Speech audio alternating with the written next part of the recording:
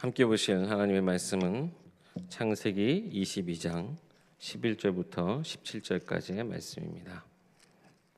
구약 성경 창세기 22장 11절부터 17절까지의 말씀입니다. 제가 봉독하겠습니다. 여호와의 사자가 하늘에서부터 그를 불러 이르시되 아브라함아 아브라함아 하시는지라. 아브라함이 이르되 내가 여기 있나이다 하매 사자가 이르시되 그 아이에게 내 손을 대지 말라. 그에게 아무 일도 하지 말라. 내가 내 아들 내 독자까지도 내게 아끼지 아니하였으니 내가 이제야 내가 하나님을 경외하는 줄을 아노라. 아브라함이 눈을 들어 살펴본즉 한 순양이 뒤에 있는데 뿔이 숯불에 걸려 있는지라. 아브라함이 가서 그 순양을 가져다가 아들을 대신하여 번제로 드렸더라. 아브라함이 그 땅 이름을 여호와 이레라 하였으므로 오늘날까지 사람들이 이르기를 여호와의 산에서 준비되리라 하더라. 여호와의 사자가 하늘에서부터 두 번째 아브라함을 불러 이르시되 여호와께서 이르시기를 내가 나를 가리켜 맹세하노니 내가 이같이 행하여 내 아들 내 독자도 아끼지 아니하였은즉 내가 내게 큰 복을 주고 내 씨가 크게 번성하여 하늘의 별과 같고 바닷가의 모래와 같게 하리니 내 씨가 그 대적의 성문을 차지하리라. 아멘. 서울에서 이제 사역을 할 때 어떤 권사님과 매주 그것도 두 번 이렇게 현장에 가서 아침마다 같이 말씀을 나누고 기도하던 현장이 있었습니다. 어떤 현장이었냐면 서울에 이제 홍대라고 하는 데가 있어요. 거기가 굉장히 우리 젊은이들한테 핫플레이스가 돼서 그러니까 뜨는 자리가 돼서요. 웬만하면 이제 많은 사람들이 모이는 자리인데 그 홍대에서 아주 고급 식당을 한 20여 년간 하셨던 분이에요.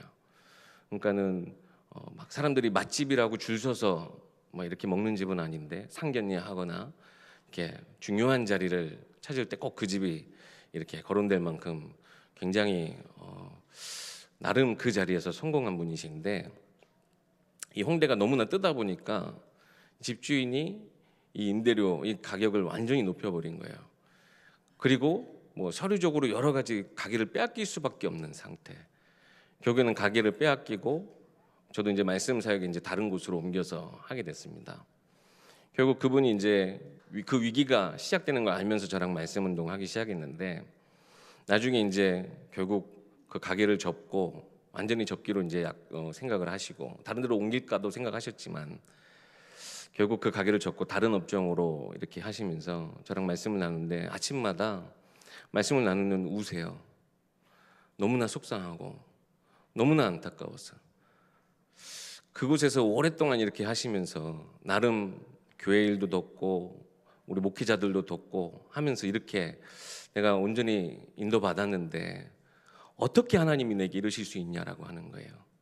그러면서 그렇게 계속 눈물을 흘리시기를 몇 개월 동안 계속 지속하면서도 말씀으로 들어갔는데 결국 그분이 하신 말씀이에요. 목사님 이제 조금 알겠어요. 내가 나름 그렇게 중요하게 여겼던 그 현장이 알게 모르게 내게 우상이 돼 있었던 거예요.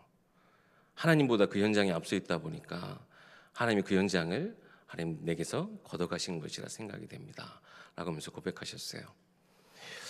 우리가 여러 가지 상황 속에서 우리 이번 주 주일날 말씀처럼 완전하신 하나님, 그 하나님 우리가 온전히 바라봐야 되겠는데 우리가 때로는 하나님의 계획, 하나님의 모든 행하심들에 대해서 우리가 의문을 가질 때가 참 많이 있는 것 같아요.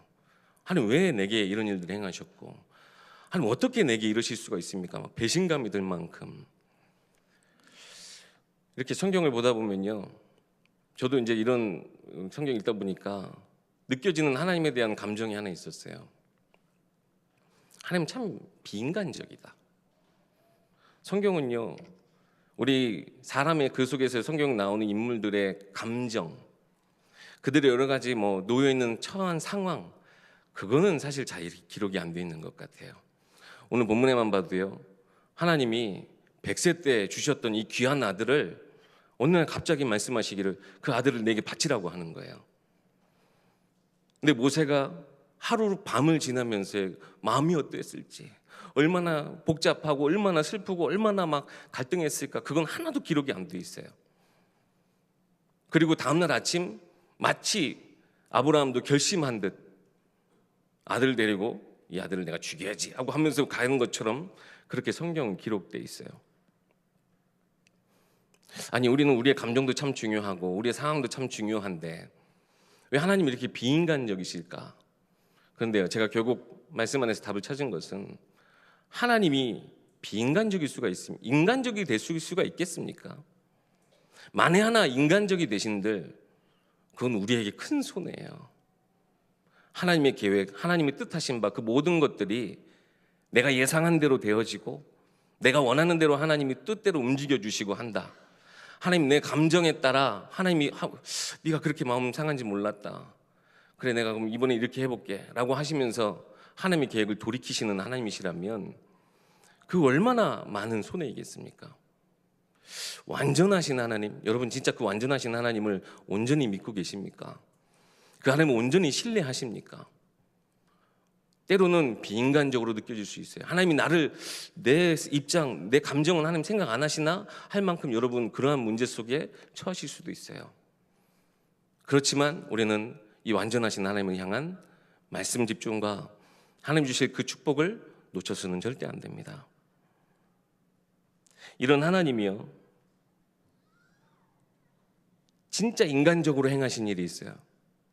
그것이 예수님을 이 땅 가운데 보내주신 거예요. 하나님이신 예수님이 이렇게 연약한 인간의 몸을 입고 오셨어요. 왜 그렇습니까? 우리로 하여금 하나님을 예수 그리스도를 통해서 보고 듣고 우리가 그를 따라갈 수 있도록 모델을 우리에게 보내주셨고, 인간의 모습, 완전한 인간의 모습으로 우리 가운데 오셨어요. 우리 아까 루이스 찬양대 그 십자가의 그 사랑이야말로 우리 가운데서 행하신 가장 인간적으로 우리의 약함, 우리의 죄를 위해서 하나님이신 예수님이 죽으셨단 말이에요. 이것이야말로 하나님이 행하신 가장 인간적인 일이에요. 근데 이 또한 우리가 어떻게 보면 성경에서는 사람들은 이해 못하고 알 수 없죠. 그래서요, 이 어떻게 보면 비인간적으로 우리를 전혀 배려 안 하시는 것 같은 이 하나님의 이 사랑을 그리스도를 통해서 우리가 은혜를 체험하고 그 놀라운 사랑을 우리가 체험해서 우리의 삶에 담아서 우리의 삶에 우리가 꼭 이것을 차고 넘치게 해서 우리가 하나님의 완전하심을 나타내고 완전하심을 찬양할 수 있는 전도자의 삶이 되어야 되겠습니다. 세상은요, 우리가 아니고선 하나님이요, 그 하나님을 나타낼 수 있을 수가 없어요. 하나님 우리를 그렇게 전도자로 사용하고 계시고 우리를 하나님의 그 완전하심을 나타내시는 도구로 우리 전도자들 사용하고 계심을 믿으시기 바랍니다. 그래서 오늘 본문 한번 보시면서 우리 전도자로서 하나님 내가 쓰임받는 이 모든 일 속에 우리가 받아야 될 것이 무엇이고 우리가 깨달아야 될 것이 무엇인가, 우리가 말씀을 통해서 한번 보겠습니다. 가장 먼저 이 완전하신 하나님의 계획, 그 하나님의 방법, 우리가 그것을 봐야 되겠습니다. 잘 아시다시피 아브라함이 100세 때에 하나님이 허락하신 귀한 아들이에요. 이삭. 오죽 기뻤으면요, 그 이름이 하나님이 나를 웃게 하셨다, 나와 함께 웃으시리라 하면서 이름을 지은 것이 이삭이에요. 그만큼 기쁨의 아들. 근데 그 아들을요 바치라고 하는 거예요, 아브라함한테요. 진짜 그날 밤에 얼마나 많은 고민을 하고 얼마나 많은 갈등을 했을까요? 우린 그걸 인간이기에, 똑같은 육체를 가진 우리에게 아브라함의 그러한 과정도 여러분 한번 생각해 보셔야 돼요. 우리도 똑같은 그런 상황이 있을 수 있습니다. 하나님의 뜻과 계획이 무엇일까? 근데 하나님은 아브라함을, 우리가 너무나 잘 아는 아브라함의 수식어 믿음의 조상 되게 하시기 위해서 이 시험을 허락하셨어요. 왜 시험에 대해서 두 가지 이렇게 영어 표현으로 나눠지는 것이 있습니다. 우리말은 똑같은 시험인데요, 한 가지의 시험은 마귀의 시험이에요. 영어로 temptation입니다. 유혹하는 거예요, 미혹하는 거. 이 시험은 어떤 시험입니까? 대상인 우리를요 넘어뜨리려고 하는 시험이에요. 우리를 속이려고 하는 시험이에요. 이 시험을 통해서 가장 중요한 것 놓치게 하려고 하는 시험이에요. 근데 하나님은 우리를 시험하시는데, 하나님의 시험은 어떤 시험입니까? 영어로 하면 테스트예요. 우리로 하여금 점검하게 하시는 거예요. 물론 이제 시험이 판단의 도구로 쓰이기도 합니다. 뭐 수능처럼 시험을 봐서 어느 이제 기준을 삼고 판단의 기준이 되기도 하지만, 하나님 우리 판단하시는 분이 아니세요. 하나님 이미 모든 것을 정해 놓으시고 우리를 복 있는 자라 선언하셨어요. 그러면요, 그걸로 끝이에요. 우리의 모든 하나님이 허락하신 그 시험, 그것은 시험 볼 때요, 판단의 도구도 되지만 나를 점검하는 거예요. 내가 가진 지식을 점검하고 내게 잘 머물러 있는가 점검하는 거예요. 우리로 하여금 내게 있는 이 믿음, 내가 하나님을 향한 나의 신앙을 확인하는 자리가 시험이에요. 하나님이 이런 시험들을 우리 가운데 허락하시는데, 그것이 때로는 문제로, 때로는 사건으로, 때로는 갈등으로 오기도 한다는 겁니다. 근데 이것이 하나님의 놀라운 계획, 하나님의 역사하시는 방법이라는 겁니다. 문제 속에서 답을 찾기 원하시는 거예요. 시험을 통해서 내가 온전히 하나님을 바라보는 그런 나의 상태를 점검할 수 있도록 하나님은 우리에게 이런 일들을 행하신다라고 하는 겁니다. 그런데 고린도전서 10장 13절 어떤 말씀입니까? 우리가 감당하지 못할 시험은 우리에게 안 주신대요. 또 우리 너무나 잘 아셔서요, 감당 못할 시험은요, 그 시험에 맞닥뜨렸을 때 피할 길을 주셔서 능히 감당하게 하시겠대요. 하나님 우리가 감당할 수 있기 때문에 허락하시는 문제, 그런 상황인데, 우리는 그 속에서 자꾸 사단의 관계로 인해서요, 불평하고 원망하고 하나님에 대한 믿음을 자꾸 저버리게 되는 거예요. 그래서 우리가 눈을 크게 뜨고 영적인 것을 보고 하나님께 더욱더 의지하는 우리 신앙인들이 돼야 됩니다. 그런 하나님의 계획, 그 하나님의 방법 속에서 오히려 문제가 축복이 되고 오히려 갈등이 갱신의 기회가 되는, 그것이 우리 신앙인들의, 그리스도인들의 축복된 삶이 아니겠습니까? 또 야고보서 1장 12절에서 14절 말씀 보면, 너는 시험 받을 때 하나님께 시험 받는다 하지 말래요. 뭐라고 하느냐? 우리가 시험 받는 이유는 자기 욕심에 끌려서 미혹되어진 것이 시험이래요. 하나님은 우리를 넘어뜨리는 시험, 우리가 막 낙심하고 하나님 불평하고 원망하고 할 만한, 불신앙할 만한 시험, 하나님은 그런 시험 주시지 않는다니까요. 능히 감당할 만한 시험을 우리에게 주시는데, 우리의 믿음을 위해서, 우리 더 복된 삶을 위해서 주신다라고 하는 거예요. 우리가 그럼 시험 받았다라고 하면서 낙심하고 막 원망하고 한 것은 무엇입니까? 그 속에 내가 원하는 대로 안 되었기 때문에 내 욕심이나 내 뜻에 의해서 반한 것이 나를 잡고 헐고 넘어지는 거예요. 이것이 사단의 올무 함정 틀이 돼서 나를 가둬놓고 나를 잡고 끄집어내리는 거예요. 우린 영적 서밋, 하나님이 원하시는 것, 하나님의 계획, 하나님의 소원을 묻지 않는 참 전도자 될 줄 믿습니다. 그래서 우리는 말씀을 통하여서 이 하나님 주신 계획, 하나님의 방법 속에서 우리가 온전히 이 믿음을 놓치지 않고 오히려 더 큰 믿음을 회복하는 참 전도자 되어야 되겠습니다. 두 번째로, 우린 그 속에서 하나님의 계획 분명히 있고요. 그러면 하나님의 방법이 있다면 그 속에 숨겨진 하나님의 뜻, 하나님의 소원을 우리는 발견해야 되겠습니다. 하나님이 원하시는 것이 도대체 무엇일까요? 가장 먼저는요, 우리가 하나님을 온전히 믿는 것. 아까 처음에도 질문 드렸던 것처럼, 여러분 진짜 완전하신 하나님을 신뢰하십니까? 그 하나님을 믿는 것, 그것이 하나님은 우리에게 가장 원하시는 거라고 하는 거예요. 또 우리가 하나님을 의뢰하는 것.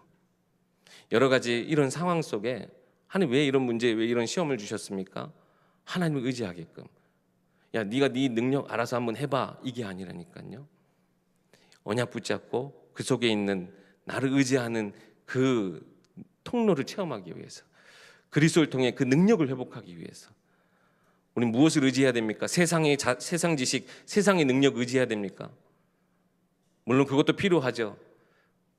그렇지만 가장 근본적이고 가장 중요한 것은 뭡니까? 우리가 근본적으로 하나님을 의지하는 삶이 되어지느냐 아니냐, 그것이 중요하기 때문에 하나님 원하시는 것은요, 우리가 하나님을 온전히 믿고 하나님께 전적으로 의지하는 것. 우리 인생의 주인이라 하시잖아요. 그럼 하나님 앞에 맡겨야 되는데 하나님 그걸 원하시는 거예요.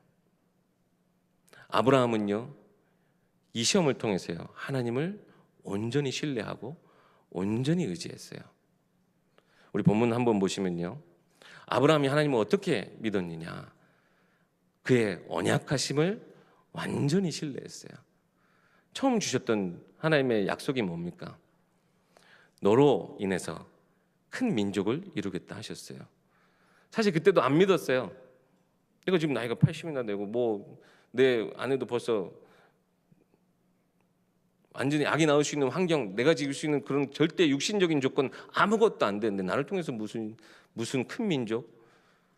그래서 조카 롯을 데려가기도 하고 막 여러 가지 막 해봤지만요, 결국엔 안 되는 거 알았어요.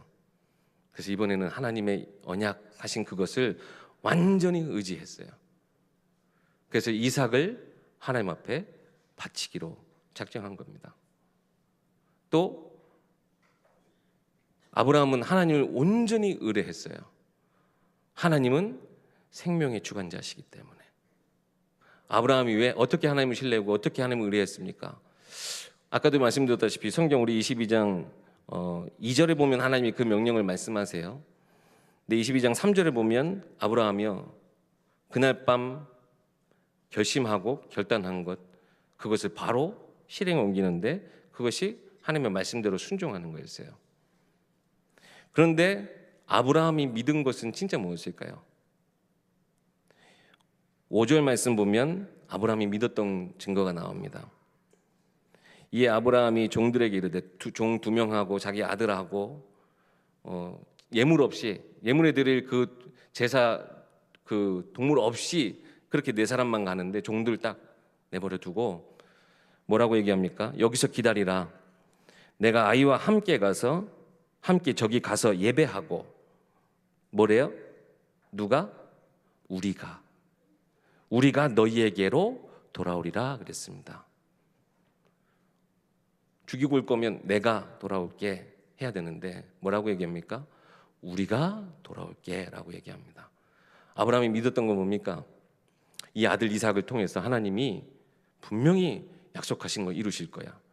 그리고 하나님은 내가 이 아들을 하나님 앞에 바쳐서 드리더라도 반드시 살려낼 거야 라고 하는 것을 온전히 믿었어요. 그리고 하나님의 능력에 온전히 의지했어요. 이것을 또한 기록한 것이 히브리서 11장 17절에서 19절입니다. 한번 찾아보시겠습니까? 히브리서 11장 17절에서 19절.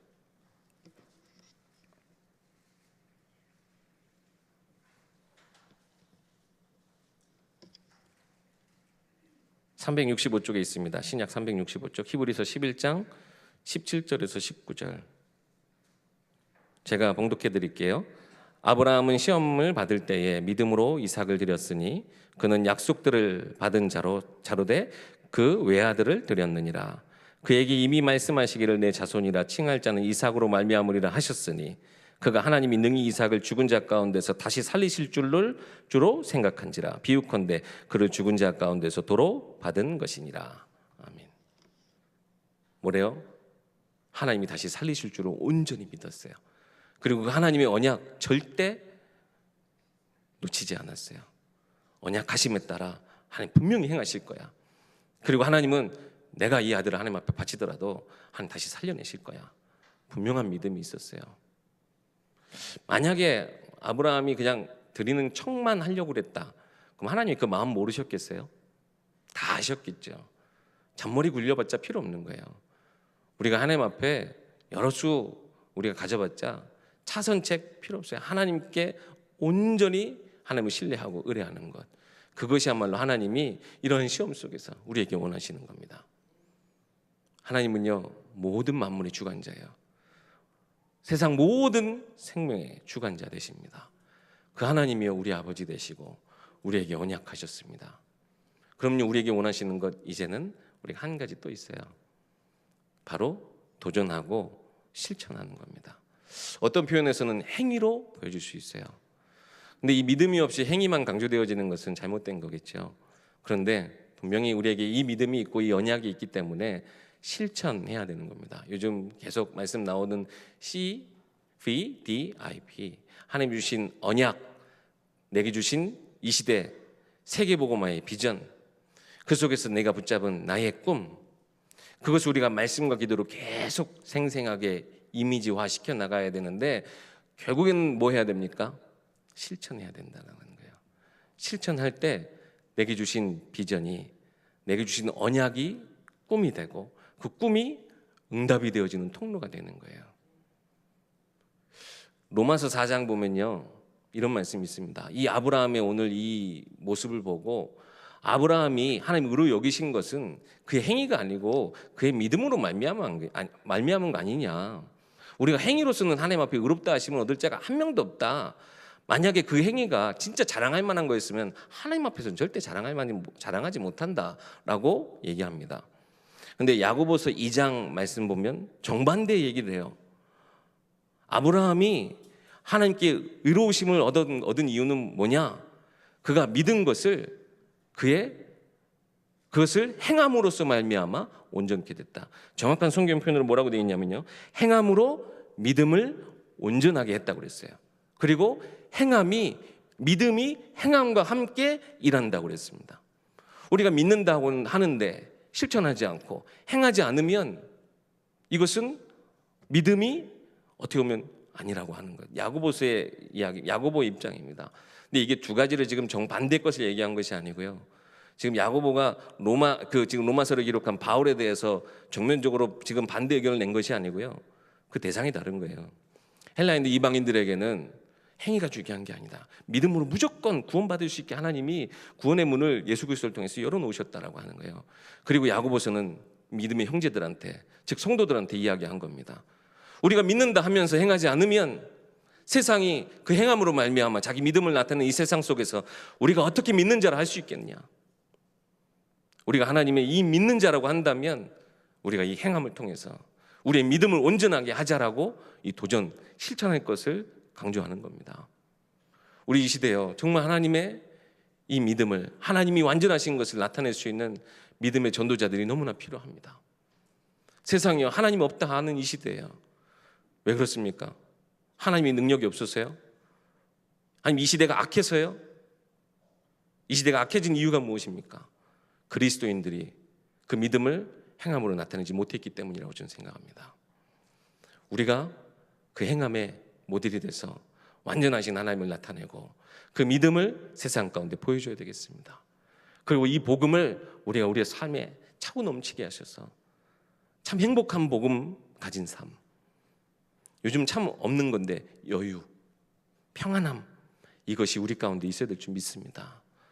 똑같은 문제 상황 속에 하나님 시험이라고 하는 것을 통해서 우리를 하나님 그 문제 상황 속에 두시고 똑같이 세상이 겪는 일들을 우리에게도 허락하세요. 재앙이 임하는데 너는 하나님의 자녀니까 갑자기 막 폭우가 쏟아지는데 나 있는 데만 지금 비가 안 오고, 그런 물론 기적도 하나님 행하실 하나님이시긴 하지만 똑같은 재앙이 우리 가운데 임해요. 근데요, 그 속에서 우리는 하나님의 언약 가진 자로서 하나님 주신 참된 평안함과 그 문제 속에서 답을 얻고 재앙 가운데서 하나님이 구원하신 자의 그 축복을 우리가 모델적으로 누릴 때에 세상이 이 완전하신 하나님을 흠모하게 되고 우리를 통해서 하나님을 보게 되는 거 아니겠습니까? 여러분, 하나님의 도구로서, 하나님의 영광을 나타낼 전도자로서 모든 상황 속에서 하나님이 원하시는 것을 꼭 찾아 누리시기 바랍니다. 하나님을 신뢰하세요. 하나님을 온전히 의지하세요. 그리고 그것에 여러분 따라 도전하시기 바랍니다. 마지막으로 분명히 이것이 확실하고 하나님의 계획이 맞고 하나님의 뜻하신 바, 하나님 원하시는 것을 우리가 알게 된다면 필히 문제의 자리, 여러 가지 우리의 환경은요, 나의 믿음의 자리, 축복의 시간표라고 하는 겁니다. 아브라함이 받은 축복이 뭡니까? 진짜 하나님 앞에 이 이삭을 드리려고 했어요. 그랬더니 주의 사자가 오셔서 나타나서 하는 말씀이 두 번 반복된 게 있어요. 뭐라고 그랬습니까? 내가 내 아들 내 독자까지도 내게 아끼지 아니하였으니 내가 이제야 내가 하나님을 경외하는 줄 아노라. 내가 내 독자까지도 아끼지 아니하는 것을 알았냐? 그 마음이 내 마음이다 라고 하시는 거예요. 아브라함이요, 시험에 순종하고 온전히 하나님을 신뢰했더니 하나님의 마음을 깨닫게 되었어요. 저도 저희 아들한테 참 못하거든요. 그런데 저도 제 아들 바치라고 그러면 저는 절대 못할 것 같아요. 그만큼 어려운 과제인데요.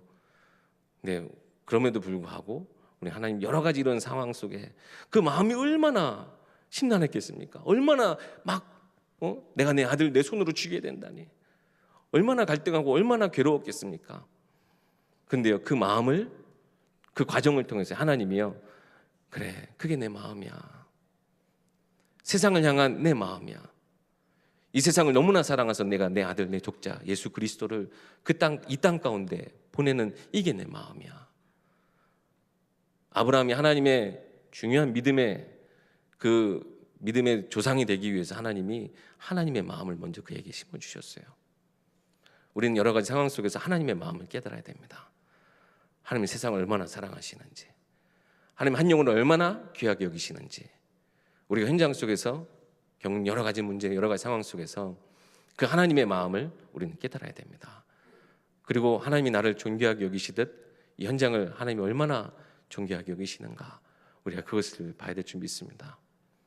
두 번째로 응답받은 것은 무엇이냐? 바로 그 자리에서 예수 그리스도의 복음, 그것을 깨닫게 된 거예요. 어린 양의 대신, 이삭 대신, 내 아들 대신 죽은 그 어린 양을 통해서 예수 그리스도에 대한 복음을 깨닫게 됩니다. 아까도 얘기했지만 하나님이 보내실 그 독생자 예수 그리스도, 그 복음을 깨닫게 하셨어요. 우리가 도대체 하나님 앞에 드린 것이 무엇이길래 이 복음이 우리는 이렇게 선명하게 깨달아지고 또 믿어집니까? 하나님의 은혜 아니겠습니까? 여러 가지, 근데 이거는 그냥 단순히 말씀 받아서가 아니라요, 여러분 분명히 그 말씀이 그동안 있는, 한번 과거 쭉 한번 되돌아보세요. 많은 문제들, 많은 사건들이 있었었죠. 그 속에서 하나님은 이 그리스도의 복음을 깨닫게 하시려고 우리 여기까지 그 과정 속에서 인도하셨다니까요. 지금 있는 문제, 지금 있는 상황만 우리는 가장 힘들어 보이는데 우리 지나온 쭉 길을 한번 보세요. 하나님이 이 그리스도의 복음을 깨닫게 하시기 위해서 우리에게 허락하셨던 많은 일들을 앞으로도 예수 그리스도의 복음만 깨닫게 되어지는 인생으로 하나님 우리의 길을 인도하실 것입니다. 그렇기 때문에 우리가 이 축복을 우리가 온전히 누려야 되겠습니다. 아까 우리 히브리서 11장 19절 말씀과 같이 죽은 자 가운데서 살리실 것, 이것이 예수 그리스도, 하나님이 그 아들 독생자 예수 그리스도를 살리셨거든요. 모든 인생의 완전한 해답이 되는 게 무엇입니까? 단순한 우리 대신 죽으신 거 말고도요, 더 확실한 것이 있어요. 사망의 권세를 이기시고 예수님께서 부활하셨다는 겁니다. 이 그리스도의 복음, 우리는 부활의 증인입니다. 우리는 사망의 권세 아래 갇힌 자들이 아니에요. 우리는 부활하신 그리스도를 따라 영생의 배경을 누린 자들이에요. 그렇기 때문에 우리 모든 가는 곳마다 내 배경에는 하나님 나라의 배경 가지고 나아간다. 우리는 이 땅에서 사는 것이 전부가 아니고 우리의 본향 천국, 그 하나님의 배경이 나의 배경이다. 이것을 가지고 살아가는 거예요. 이것이 우리가 믿음의 시간, 진짜 응답의 자리 되어지는 그 속에서 얻을 우리의 최고의 축복입니다. 마지막으로 여호와 이레, 하나님이 모든 것을 준비하시고 모든 것을 예비하시고 우리를 부르셨다라고 하는 겁니다. 어떤 현장에 가든지 여러분 기억하시기 바랍니다. 하나님 절대 즉흥적인 하나님 아니세요. 모든 것을 하나님의 절대 계획 속에 하나하나 모든 것을 말씀을 통해 먼저 우리에게 알려주시고 그대로 행하시는 하나님이십니다. 요셉에게 일어났던 모든 사건들, 다윗에게 일어났던 모든 사건들, 그 하나하나가 다 결국 요셉이 요셉 되게, 모세가 모세 되게, 다윗이 다윗 되게 하신 거예요. 나 되게 하나님은 모든 현장의 일들과 때로는 문제도 축복도 응답도 다 예비하시고 우리를 부르셨어요. 여호와 이레, 그 하나님을 의지하시고 신뢰하시기 바랍니다. 결론입니다. 이 아브라함이 시험을 받고 진짜 아브라함이 하나님을 온전히 신뢰하고 하나님을 의지하는 이 시험을 잘 통과하는 가운데 진짜 또 받은 축복이 하나 큰 게 있어요. 바로 그 아들 이삭이 그 자리에 함께 있었다라고 하는 겁니다. 이삭이 그 모습을 보면서요, 자기도 어떻게 보면 당사자였잖아요. 성경엔 또 기록이 안 됐지만 이삭이 몸부림을 쳤을지 아니면 막 막 도망가려고 했는데 아브라함이 머리끄댕이를 잡고 거기다 세웠는지 모르겠어요. 근데 인간적인 건 하나도 기록 안 해놓으셨어요. 근데 이삭도 결국에는 그 자리에서 함께 체험하고 함께 봤어요. 하나님이 아버지의 믿음 그것을 기쁘게 받으시고 그 자리를 통해서 나의 길, 내 생명을 대신할 어린 양 그것을 내게 준비하셨고, 그게 온전히 나중에 나중에 오실 예수님을 이건 이야기하는 걸 거야 그건 아니더라도요, 우리에게 허락하신 이 복음이 구약 시대에는 이렇게 나타나졌다니까요. 나 대신 죽은 어린 양, 그 어린 양의 피로 나는 살고 나는 복 받았다. 예수 그리스도의 피로 우리는 복을 받고 우리는 참된 축복의 길을 걸어간다. 우리 이것을 깨닫게 되는 후대들, 그런 가정 안에 이런 축복이 넘쳐나는 우리 렘넌트들이 될 줄 믿습니다. 결국 우리 이삭은요, 성경 안에서도 많이 목사님들 얘기하시죠. 거의 문제 없이 축복의 문을, 축복의 통로를 얻은, 그 샘의 근원을 얻은 이삭이에요. 우리의 믿음의 싸움, 우리의 영적 싸움, 우리 여러 가지 시간 속에서 특별히 문제 왔을 때, 시험에 닥쳤을 때 우리가 어떻게 행하느냐에 따라서 자녀들이 다 그걸 보고 있다라고 하는 거예요. 우리가 문제통에 우리가 진짜 믿음으로 승리하고 하나님이 이 온전한 시험을 우리가 잘 나의 영적 상태를 점검하고 하나님 앞에 최고 영광 돌려드리면 그걸 누가 다 본다고요? 우리 자녀들이 본대요. 그리고 자녀들이 보고 그것을 그들의 의로 삼고 그들의 인생의 가장 중요한 생명으로 삼고 참 복된 길로 가게 될 줄 믿습니다. 결국 우리가 걸어가는 이 언약의 길은요, 우리 후대를 위해서 예비되어진 축복의 길일 줄 믿습니다. 오늘 말씀 따라서 여러 가지 상황 속에 분명히 하나님 완전하시다고 하는데, 하나님 나를 사랑하신다고 하는데 왜 이런 일을 내게 허락하셨을까? 그런 상황 속에 있으시다면 하나님 온전히 신뢰하시고 의뢰하시기 바랍니다. 하나님이 원하시는 것을 여러분 회복하시면 하나님이 가장 축복의 자리, 믿음의 시간, 축복의 자리 속에 여러분 인도하셨음을 깨닫게 될 줄 믿습니다. 그리고 우리 후대들은 그 속에서 또한 연약의 길을 같이 걸어가게 되는 응답이 있을 줄 믿습니다. 기도하겠습니다. 하나님 참으로 감사합니다. 우리 모든 전도자들의 인생길을 하나님께서 처음부터 끝까지 하나님께서 예정하시고 우리 부르신 줄 믿습니다. 그럼에도 불구하고 우리는 순간순간 여러 가지 문제 상황 속에 나의 믿음을 시험하는, 하나님 정말 그 모든 상황 속에 우리가 연약해지기도 하나, 그럼에도 불구하고 우리가 모든 상황 속에 나와 함께 하신 하나님을 우리가 신뢰하고 의뢰하게 하셔서 하나님 주신 최고의 응답의 시간, 믿음의 자리 속에 우리가 인도받게 하여 주시옵소서.